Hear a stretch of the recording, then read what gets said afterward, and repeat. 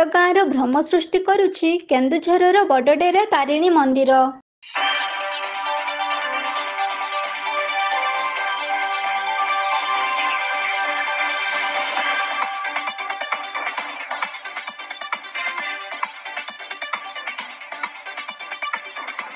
କେନ୍ଦୁଝର ସହରର ମଣ୍ଡୁଆସ୍ଥିତ ବଡ଼ଡେରା ଠାରେ ରହିଛି ଆରାଧ୍ୟ ଦେବୀ ମା ତାରିଣୀଙ୍କ ମନ୍ଦିର।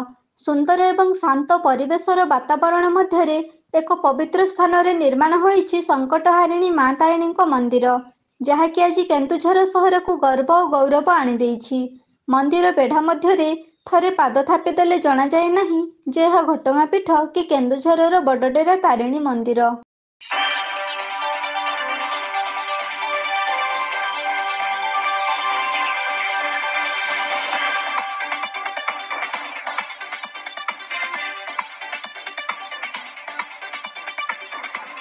ଖୁବ୍ ସୁନ୍ଦର ସାଜସଜ୍ଜା ମଧ୍ୟରେ ଏକ ପବିତ୍ର ସ୍ଥାନରେ ଏହି ମା ତାରିଣୀ ମନ୍ଦିର ନିର୍ମାଣ କରାଯାଇଛି। ଶାଳବଣ ହେଉଛି ମା ତାରିଣୀଙ୍କ ଅତି ପ୍ରିୟ ସ୍ଥାନ। ଠିକ୍ ଏହିଠାରେ ମଧ୍ୟ ଶାଳବଣ ଭଳି ଏକ ସବୁଜ ସୁନ୍ଦର ପରିବେଶ ସୃଷ୍ଟି କରାଯାଇଛି, ଯାହାକି ଏଠାରେ ମଧ୍ୟ ଶାଳବଣର ଭ୍ରମ ସୃଷ୍ଟି କରାଯାଇଛି। କୃତ୍ରିମ ଜଙ୍ଗଲ ସୃଷ୍ଟି କରି ବିଭିନ୍ନ ପଶୁପକ୍ଷୀଙ୍କ ଆକର୍ଷଣୀୟ ପ୍ରତିଛବି ମନ୍ଦିର ବେଢ଼ାକୁ ଖୁବ୍ ଆକର୍ଷଣୀୟ କରୁଛି, ଯାହାକି ଭକ୍ତ ତଥା ଶ୍ରଦ୍ଧାଳୁ ଆକର୍ଷିତ ହୋଇ ମନ୍ଦିର ବେଢ଼ାକୁ ଚାଲି ଆସିଥାନ୍ତି।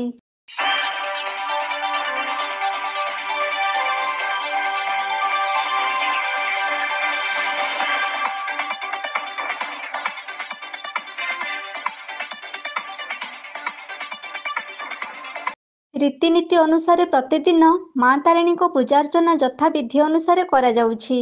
ପ୍ରତିଦିନ ମଧ୍ୟ ଶ୍ରଦ୍ଧାଳୁ ଆସି ମନ୍ଦିରରେ ମାଙ୍କୁ ପୂଜା କରି ଦର୍ଶନ କରିଥାନ୍ତି।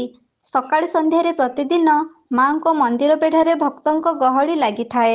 କେନ୍ଦୁଝର ସହରରେ ରହିଥିବା ମା ତାରିଣୀ ମନ୍ଦିରକୁ ଖୁବ୍ ନିକଟରେ ପାଇ ଶ୍ରଦ୍ଧାଳୁ ଖୁସି ରହିବା ସହିତ ମାଙ୍କ ଦର୍ଶନ କରିବା ମଉକା ପାଇପାରୁଛନ୍ତି।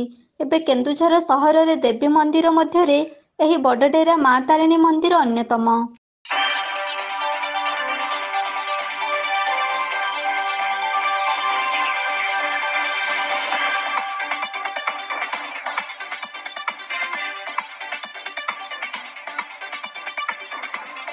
ଭକ୍ତ ଓ ଭଗବାନଙ୍କ ମିଳନସ୍ଥଳ ହେଉଛି ମନ୍ଦିର। ଏହି ମନ୍ଦିରରେ ଭକ୍ତ ନିଜର ଗୁହାରି ଜଣାଇଥାନ୍ତି। ଶ୍ରଦ୍ଧାଳୁଙ୍କୁ ଅଧିକ ଆକୃଷ୍ଟ କରିବା ପାଇଁ ଏହି ମନ୍ଦିର ବେଢ଼ାରେ ରହିଛି ଏକ ଆକର୍ଷଣୀୟ ପାର୍କ। ପାର୍କର ସୌନ୍ଦର୍ଯ୍ୟ କହିଲେ ନ ସରେ। ଭିନ୍ନ ଭିନ୍ନ ଗଛଲତା ଗହଳି ସାଙ୍ଗକୁ ରଙ୍ଗବେରଙ୍ଗର ଫୁଲର ପସରା ଖଲି ରହିଛି ମନ୍ଦିରର ଏହି ପାର୍କରେ।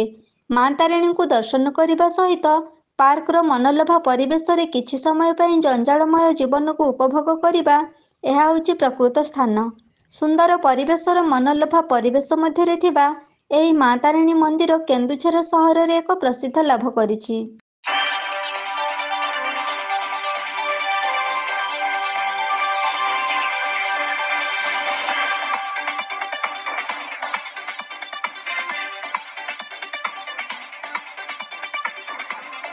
କେନ୍ଦୁଝରରୁ ବାସୁଦେବ ସିଂଙ୍କ ସହିତ ଦେବାନନ୍ଦ ମହାନ୍ତଙ୍କ ରିପୋର୍ଟ, এবি ନ୍ୟୁଜ୍।